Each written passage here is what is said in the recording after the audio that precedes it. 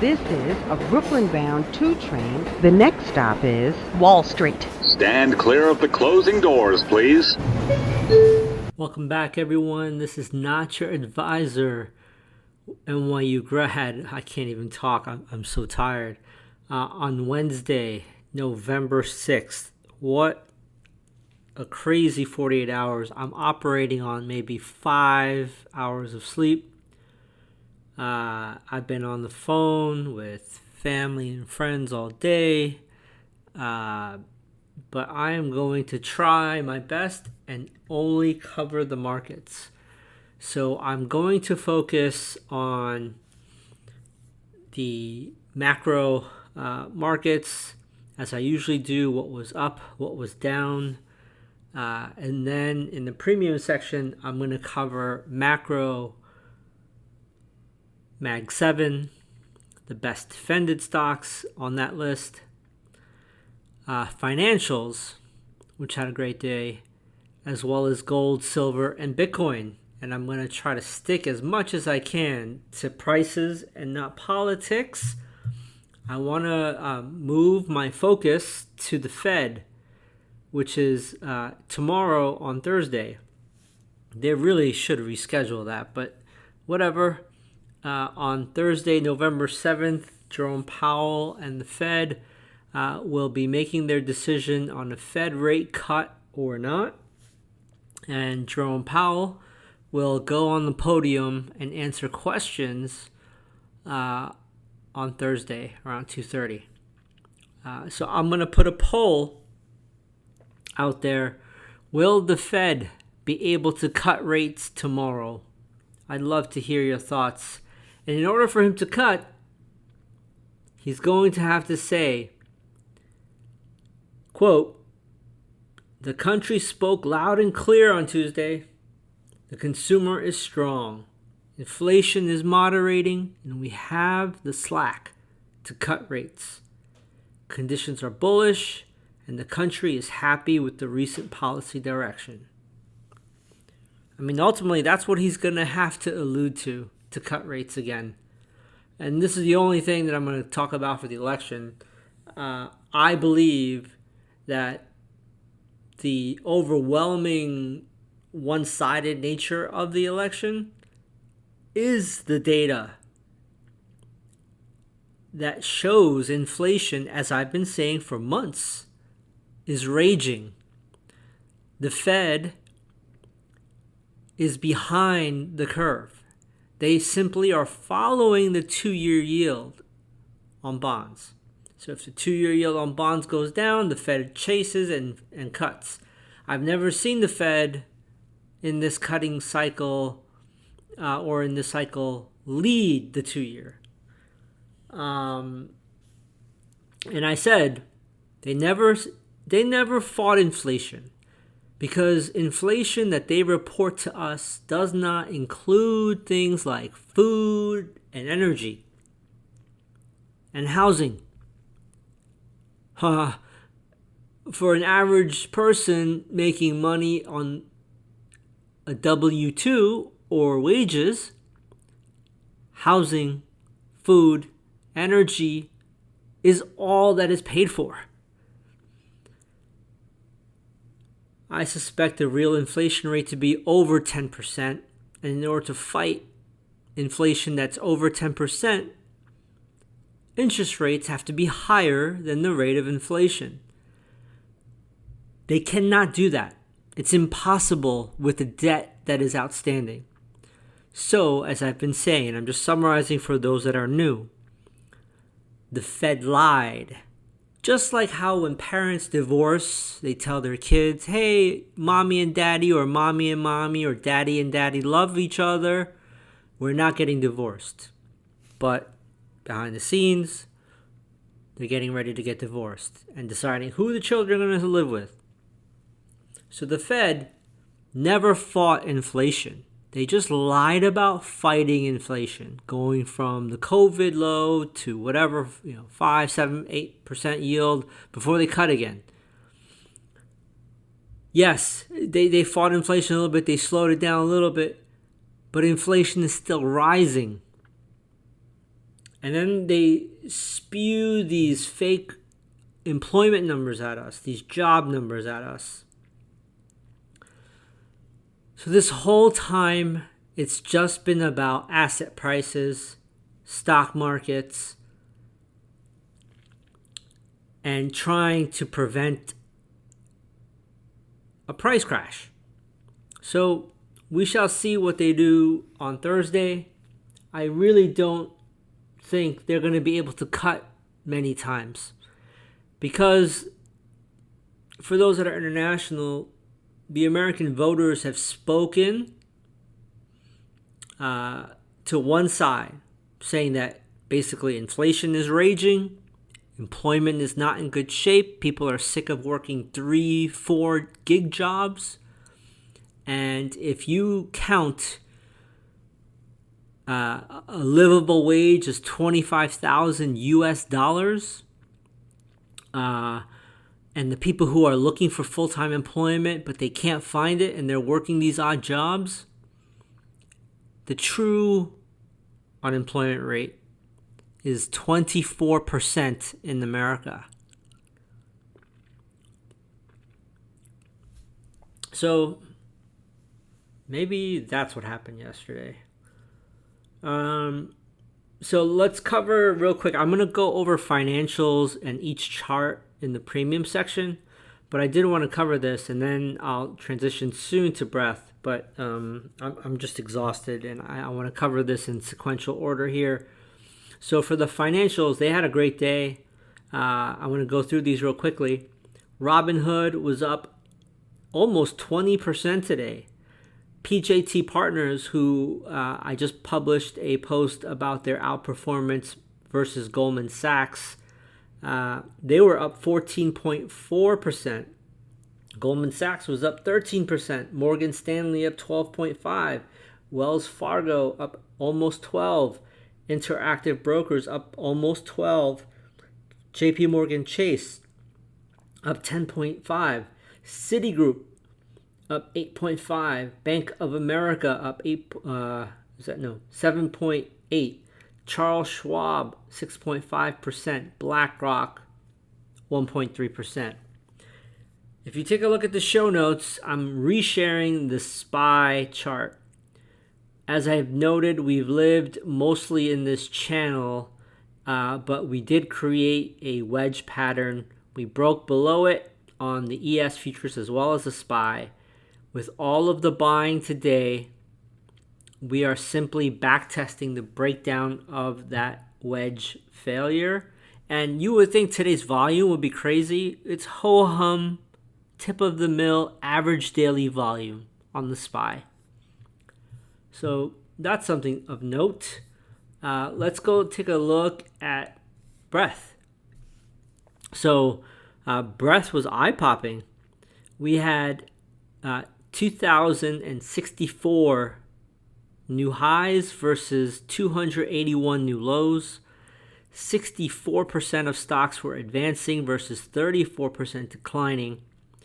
41% of stocks were below their 50-day. If you recall, it was closer to 50%-ish. And 35.8% of stocks were below the 200-day. Dow, NASDAQ, S&P, Russell, all close to the highs of the day. The Russell was the strongest, with the sentiment that with the new incoming president and the tariffs, U.S.-based companies in the Russell will fare better than the mega cap international conglomerates. To give you a picture of how much the markets were up, the Dow was up 1,487 points. With 1 minute to go, as I'm recording this, it's now up 1,541 points, up 3.6%. The S&P 500 is up 153 points, or 2.6%. The NASDAQ is up 585 points, or 2.8%. And the Russell is up 133 points, or 5.8%. The VIX is down 11.14% today. So let's keep peeling this onion here. A lot of things were green, obviously, but I want to be selective in what I cover. But broadly speaking, let's walk through the... before I forget, the NASDAQ had 505 new highs versus 76 new lows. What was strong in the S&P? And this is a long list, so bear with me. I'm going to go fast. And these are all percentages, not dollar figures. Synchrony Financial was up 18.4%. Discover Financial up 18.1%. Nucor up 17%. Trimble Navigation 15%. Cap One Credit Card 14.15%. KeyCorp 14%. Steel Dynamics 13.77%. Tesla 13.5%. Charles River Labs 13.3%. Goldman Sachs 13%. CVS on earnings 12.4%. Morgan Stanley 12.4%. Wells Fargo 11.9%. Citizens Financial Group 11.9%. Huntington Bankshares 11.7%. Howmet Aerospace 11.2%. Old Dominion Freight 10.7%. JP Morgan 10.6%. Baker Hughes 10.4%. United Rentals 10.2%. M&T Bank 10.2%. Humana 9.9%. KKR up 9.9%. Truist Financial 9.8%. Regions Financial 9.6%. Raymond James Financial 9.4%.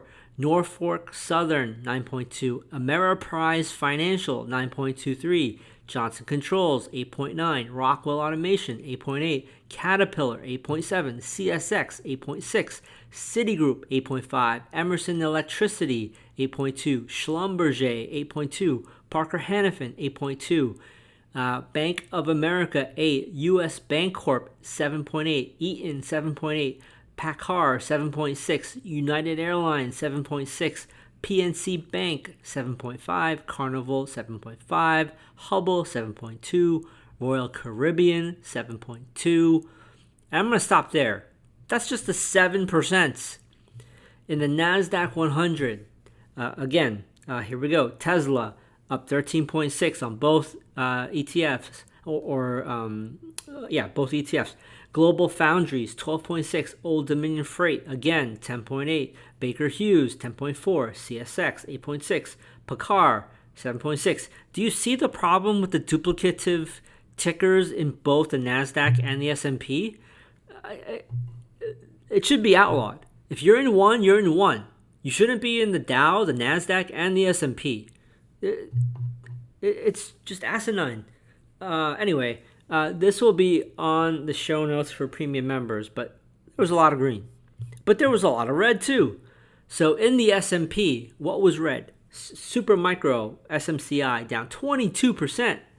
Enphase Energy down 16%. International Flavors and Fragrance 10.5%. First Solar 9.2%. Iron Mountain down 8.7%. Dollar Tree 8.1%. American Tower 7.3%. Crown Castle 5.9%. Stanley Black & Decker 5.7%. Lennar Home Builder 5.5%. Extra Space Storage 5.2%. Public Storage 5.2%. SBA Communications 5%. Nextera Energy 5%. Philip Morris 4.8%. Dollar General 4.7%. Brown Forman 4.6%. DR Horton Home Builder 4.5%. Market Access Holdings 4.4%. Hasbro 4.4%. Eli Lilly 4.4%. FMC Corp 4.2%. Universal Health Services 3.9%. Colgate Palmolive 3.9%. So you get the picture. Nike 3.5%. Target 3.5%. Lowe's Corporation 3.3%. And I keep going. Pulte Home Builder 3.2%. So there was a lot of red as well. It wasn't all just green. So I'm going to let the free members go here. I want you all, though, to focus on the macro. The elections are over now. I am 100% focused on tomorrow. The Federal Reserve and the rate cut decision. I just do want to remind folks that, so I made a post about comparing last GFC and now, the Fed funds rate was similar. Like back then it was like 5.3 and now it's 4.8. So that's the room they have to cut, right? Like they can go from 4.8 to 0 again if there's a panic. But the debt load is much, much bigger now. And it looks seemingly that we will have a unified Senate, House, and president in one administration. So that might be able to fix some of the deficit and the spending, but I'm doubtful. I suspect that the only option here is to continue to spend fiscally through the government. I'm not saying that's wrong. It really depends where they spend, right? Like I did a lot of research on the New Deal and FDR and how, roads, bridges, tunnels back during the Great Depression were built, like Hoover Dam. A lot of unemployed workers were put to work, and a lot of changes happened. And I'm not saying that that was the right thing or not, but I'm saying we could see something like that happen, right? Like, because it's like a whole unified thing in Washington, we might see high-speed rails. Like, that might get a lot of money. We might see, nuclear energy get funded to power AI. I don't know, but I suspect spending will continue. Deficits will continue to explode, and the printing press is going to continue. But I'm very curious to see how fast the Fed is going to cut with all of this transitioning happening. I'll let you all go, free members. I hope today was not too crazy for you. Thank you for tuning in. I am trying to make this as agnostic to politics as possible, as middle of the road as possible. I don't want to offend anyone. I'm just trying to stick to the facts of what has happened in the last 24 hours. And I hope I'm doing a good job. Premium members, please stay on. I have a ton of charts and data to cover with you. Free members, I'll see you after the Thursday session. That's my train. Stand clear of the closing doors, please.